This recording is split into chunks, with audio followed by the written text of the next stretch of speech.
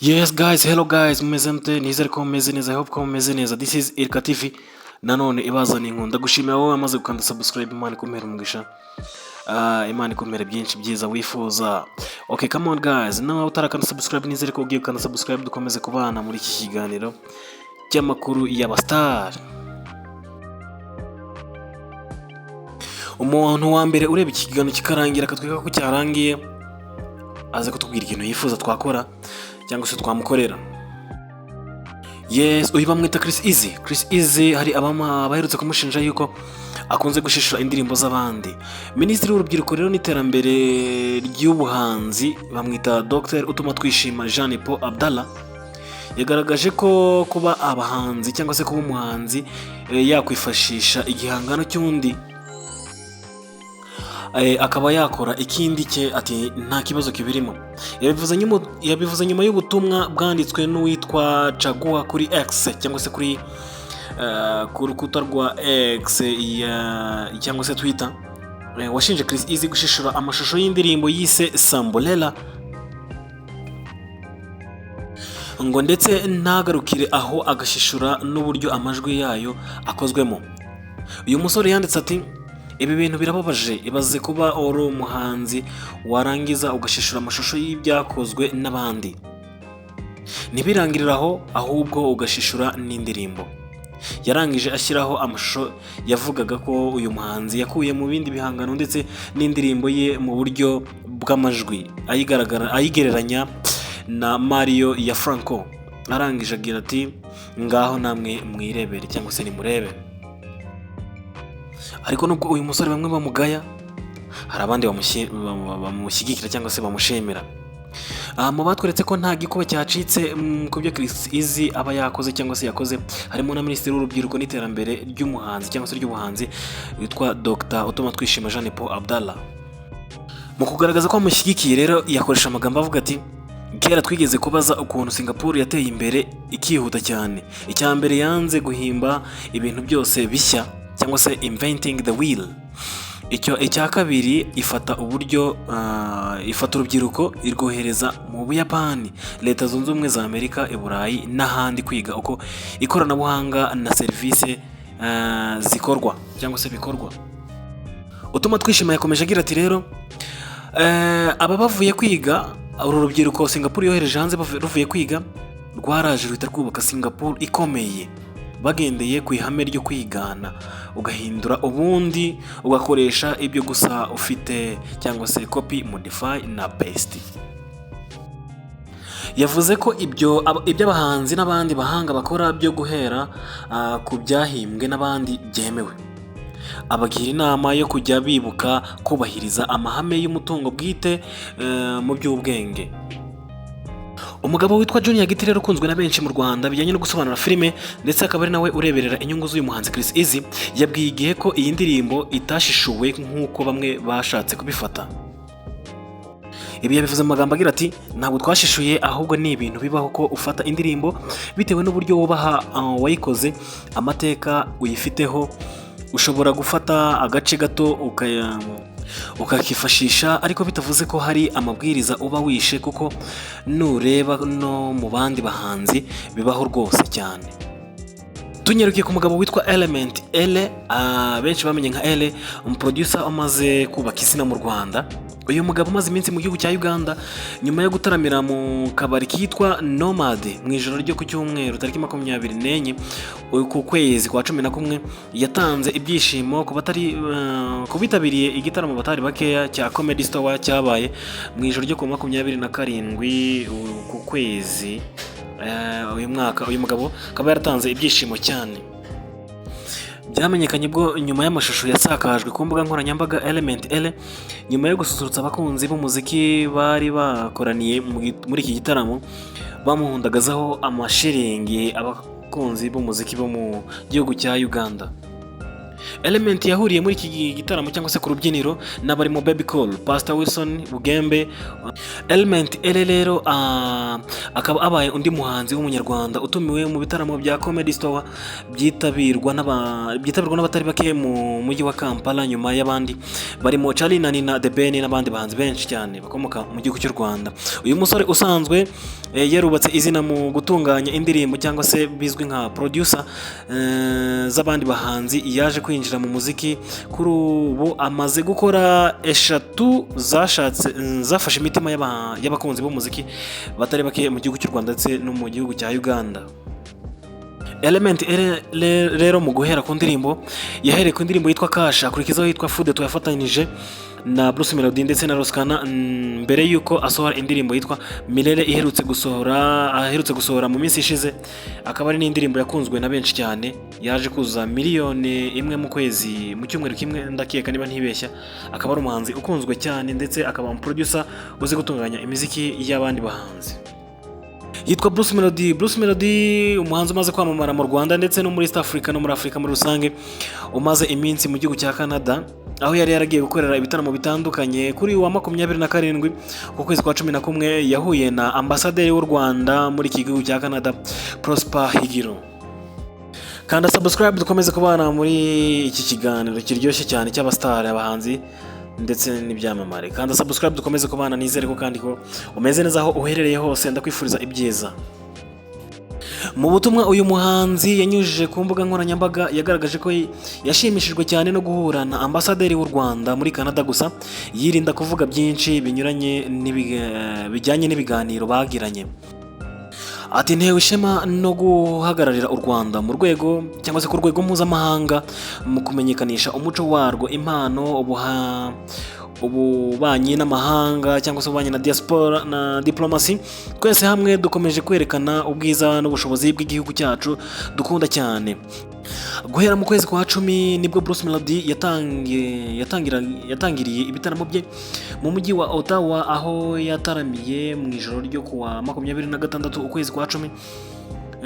Ni igitaramo cyitabiriwe n'abantu batandukanye biganjemo abanyarwanda batuye muri uyu mujyi ndetse no mu nkengero zawo, cyane ko icyumba cyari cyateguwe kuberamo cyari cyakubise cyuzuye. Iki gitaramo BruceMelody yakoreye mu mujyi wa Ottawa cyabimburiye ibindi yakoreye mu mujyi ikomeye nka Montreal, Toronto na Vancouver. Uyu mugabo usanzwe akunzwe na benshi cyane mu Rwanda ndetse no hanze y'u Rwanda, akaba akubutse mu gihugu cya Canada.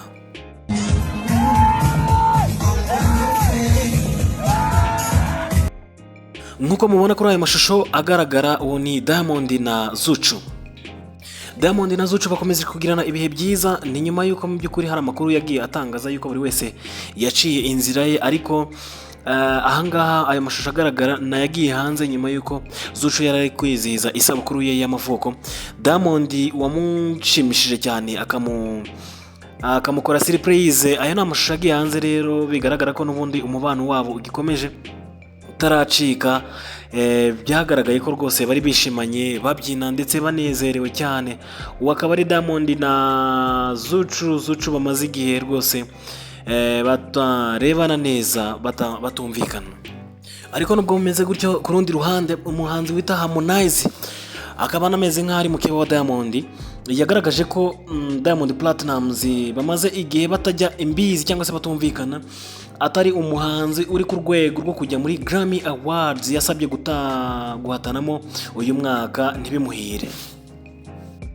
Umuhanzi Diamond Platnumz rero yari yaje gusaba ko cyangwa se yasabye ko yahabwa guhatana muri Grammy Awards mu byiciro birimo icya Best Music Video na Best Music Performance, ariko ntiyagira amahirwe yo gutoranywa mu bahatana uyu mwaka.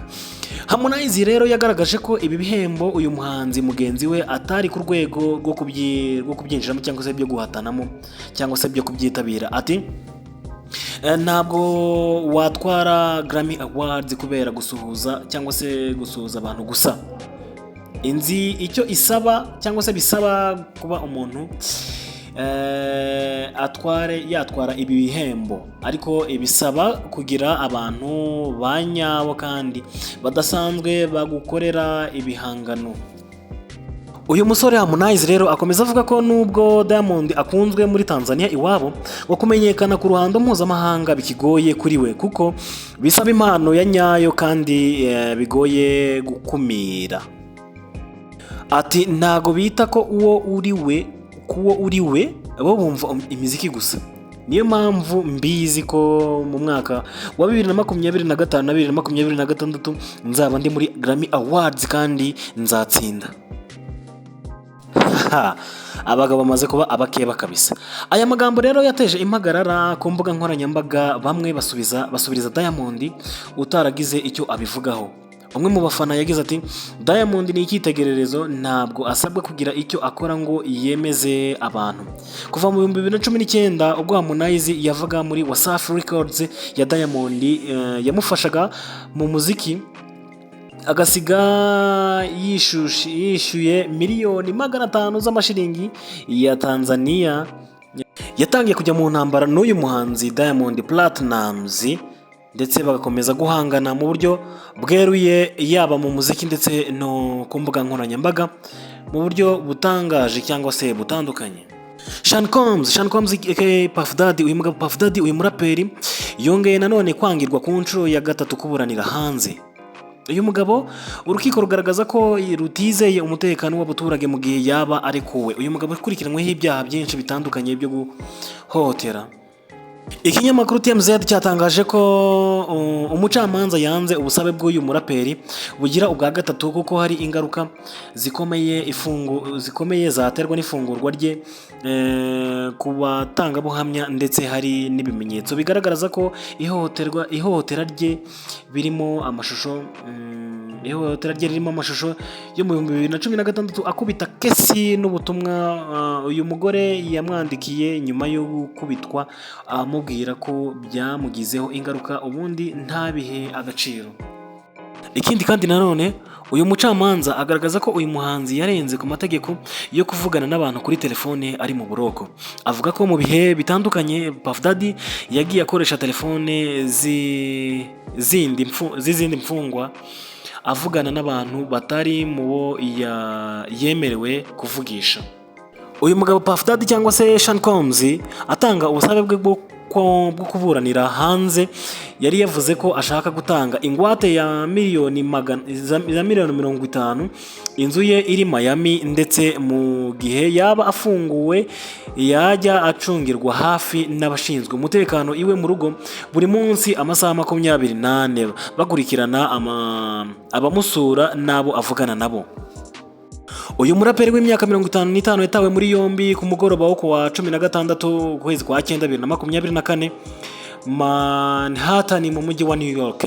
Akurikiranweho ibyaha 3 birimo gukoresha izina rye cyangwa igitinyiro agashora abantu mu busambanyi nyuma yo kubatera ubwoba, gusahura no gucuruza abantu mu bikorwa by'ubusambanyi. Gusa uyu mugabo we ibyo ashinjwa byose arabihakana. Daddy cyangwa se Diddy ashobora guhanishwa igifungo cy'imyaka 15 cyangwa igifungo cya burundu aramutse hamwe n'ibi byaha byose. Ibi byamubera nk'uko byabereye umugabo Kelly cyangwa se Robert Kelly uwaje gukatirwa imyaka 30 neza bisa n'ibyo uyu mugabo. Ubwo yangaga ubusabe bwe bwo kurekurwa ku nshuro ya 3, umucamanza yavuze ko mu gihe yaba abangamiwe no kwitegura kuburana ari muri gereza yakongera agatanga ubundi busabe. Uyu muraperi biteganijwe ko azatangira kuburana ku byaha ashinjwa kuwa 5 tariki 5 z'ukwezi kwa 5 umwaka utaha. Mu gihe uyu ari mu marira mu gihome, hari abandi baba bari mu byishimo.